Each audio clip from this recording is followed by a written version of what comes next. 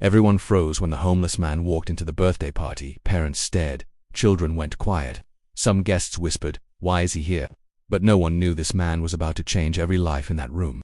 Ethan Carter was a quiet man, a single father raising his daughter, Lily, after her mother passed away 3 years earlier. Lily was turning 10. She didn't want a big party, just something simple. But Ethan wanted to give her one perfect day, something joyful to balance all the loss she had already known. He rented a small hall, invited her classmates, ordered a cake, and even hired a clown. Everything was planned. Almost everything.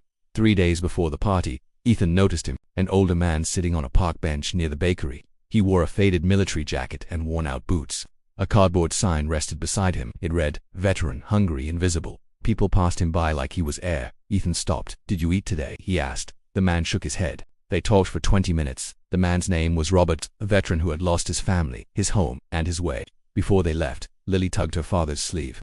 "Dad," she whispered, "can we invite him to my birthday?" Ethan hesitated for a moment, then nodded. He returned the next day. "You're invited to my daughter's birthday," he said gently. "There will be food, cake, people." Robert laughed bitterly.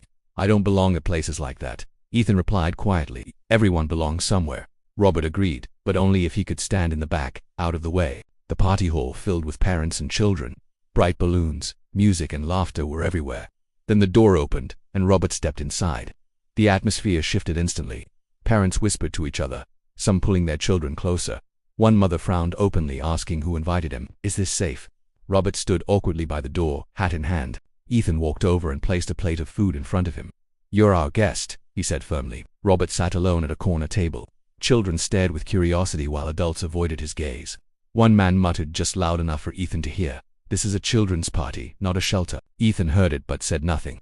A few moments later, Lily walked over and handed Robert a bright red balloon.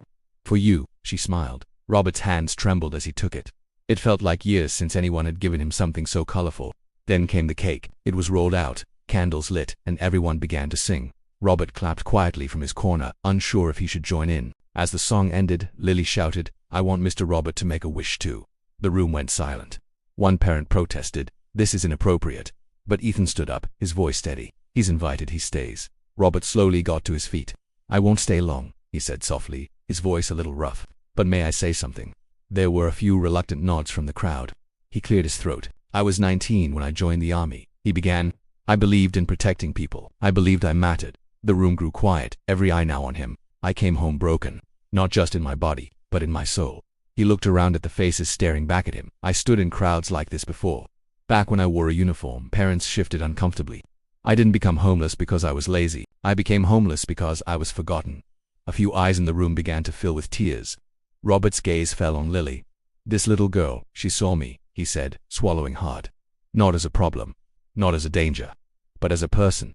Complete silence filled the hall. Today I felt human again. For a moment, nobody moved. Then, one by one, people began to cry. A mother covered her mouth, her shoulders shaking. A father lowered his head in shame. Someone started clapping. Then another. Soon, the entire room was on its feet, giving Robert a standing ovation. After the party, parents approached Robert. There were apologies, handshakes, and offers of help. One man offered him a job interview. Another gave him a card with housing connections for veterans. Robert was overwhelmed with emotion. In the weeks that followed, Robert entered a veterans housing program. He started working a maintenance job at a local school. He shaved, and he began to stand a little taller. But he never forgot Lily. 1 year later, on Lily's 11th birthday, a letter arrived. It read, "You saved my life by letting me sit at your table." Tucked inside was a small bronze medal, his service medal. Ethan watched Lily pin the medal to her backpack. "Dad," she asked, "do you think we helped him?" Ethan smiled softly. "No, sweetheart," he said. "He helped us remember who we're supposed to be." Sometimes, the most important guest at the table is the one no one wanted to invite. If this story touched your heart, please subscribe and follow for more powerful stories about kindness, humanity, and second chances. Thank you for watching.